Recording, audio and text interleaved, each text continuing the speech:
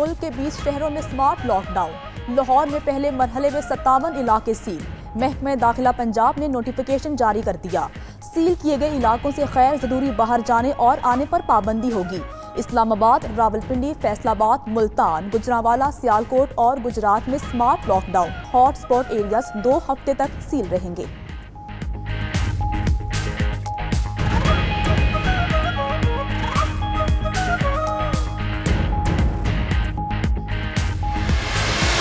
کراچی کے 3 اضلاع میں سمارٹ لاک ڈاؤن کی حکمت عملی تیار، ضلع شرقی، غربی اور کورنگی کے 43 یونین کونسلز میں سمارٹ لاک ڈاؤن کیا جائے گا۔ دیگر 3 اضلاع میں بھی ہاٹ سپاٹ ایریاز کی نشاندہی۔ حیدرآباد میں کئی علاقوں میں سمارٹ لاک ڈاؤن کا فیصلہ، لاڑکانہ کے کئی علاقے آج سیل کیے جائیں گے۔ سکھر، گوٹکی، خیرپور اور دیگر اضلاع میں بھی ہاٹ سپاٹس کی نشاندہی۔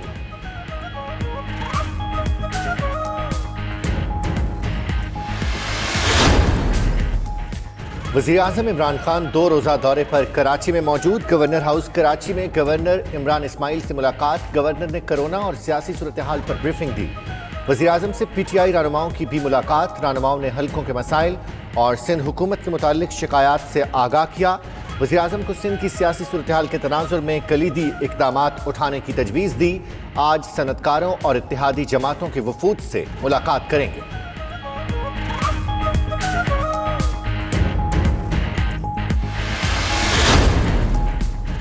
آئندہ مالی سال کے لیے سندھ کا بجٹ آج پیش کیا جائے گا۔ بجٹ کا مجموعی حجم 1000 ارب روپے سے زائد ہوگا۔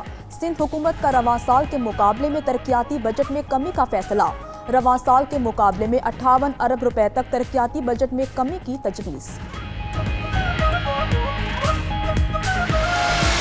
بلاول بھٹو کی قومی اسمبلی میں وزیر اعظم پر تنقید، بولے کون پہلے لاک ڈاؤن کا مخالف اور پھر حامی تھا، اب کنفیوز ہے، لیکن بجٹ سے لگتا ہے کرونا کوئی مسئلہ ہی نہیں۔ اپوزیشن کا بھارت اور اسرائیل کے متعلق وزراء کے بیانات کی وضاحت کا مطالبہ۔ ڈپٹی اسپیکر نے کہا کہ پاکستان اسرائیل کو کبھی تسلیم نہیں کرے گا۔ شاہ محمود بولے اسرائیل کو تسلیم کرنے کی باتوں میں حقیقت نہیں۔ سلامتی کونسل کے غیر مستقل ممبر تبدیل ہوتے رہتے ہیں۔ خواجہ آصف نے کہا کہ اگر جواب پہلے آ جاتا تو تلخی سے بچا جا سکتا تھا۔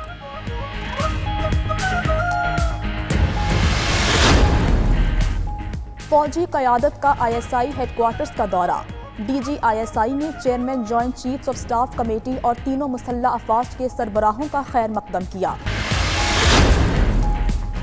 وفاقی کابینہ کا اجلاس، پیٹرول بحران پر وزیر اعظم اور وزراء کے تحفظات۔ ندیم بابر تحفظات دور کرنے میں ناکام، کہا لوگوں نے گھروں یا غیر قانونی پمپس پر پیٹرول ذخیرہ کر لیا، ارکان نے موقف مسترد کر دیا، کہا اتنے بڑے پیمانے پر پیٹرول کی قلت چھوٹی سطح پر نہیں ہو سکتی، 3 دن میں بحران ختم نہیں ہو سکا تو نیا موقف سامنے لے آئے۔ ادھر وزیر اعظم کی بیرون ملک پھنسے پاکستانیوں کو لانے کے لیے ایکشن پلان بنانے کی ہدایت۔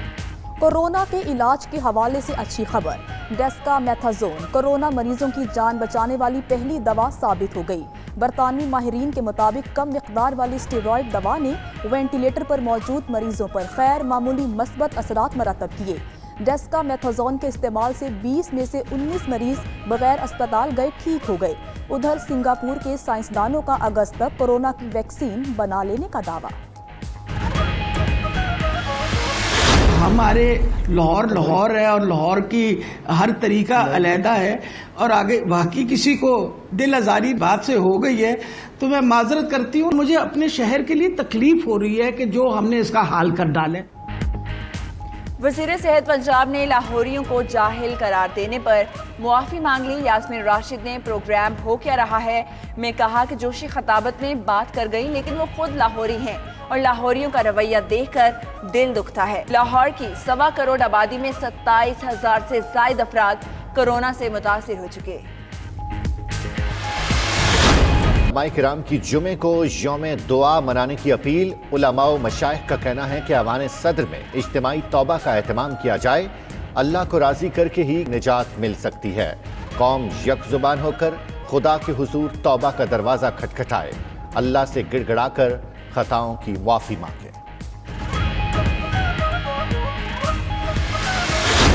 صحت یاب ہونے والے افراد پلازما عطیہ کر کے 1,12,780 زندگیاں بچا سکتے ہیں۔ پلازما عطیہ کریں اور ہم وطنوں کی زندگی بچائیں۔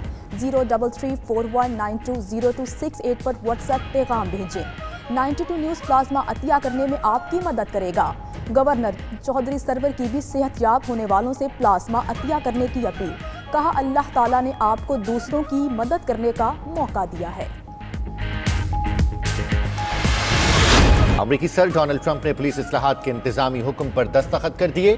بل کے تحت انتہائی ناگزیر صورتحال کے سوا پولیس کے کسی ملزم کو سر پر گھٹنے کا دباؤ دے کر قابو کرنے پر پابندی عائد ہوگی۔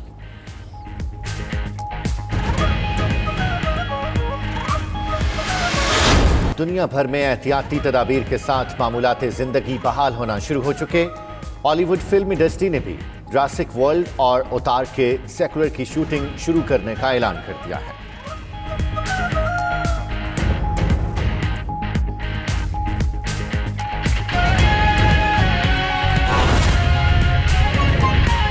سیکورٹی کونسل کا اور 7 مرتبہ ہی پاکستان نان پرماننٹ ممبر رہا ہے سیکورٹی کونسل کا۔ اب ہندوستان پھر اپنی کوشش کر رہا ہے بننے کی، بن جائے گا۔ انہوں نے 2011 میں اس کا فیصلہ کر لیا تھا، جیسے پاکستان نے فیصلہ کر لیا ہے 8ویں مرتبہ کہ ہم نے 25-26 کے سلاٹ کے لیے ہم نے آلریڈی اپنا فیصلہ سنا دیا ہے اور اس کے لیے ہم کیمپین کر رہے ہیں، جس کا الیکشن 2024 میں ہونا ہے۔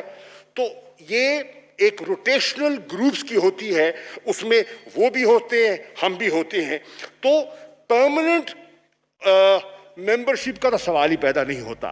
تو یہ بھی وضاحت ہو گئی۔ پھر آپ نے کشمیر کا ذکر کیا، حوالہ دیا۔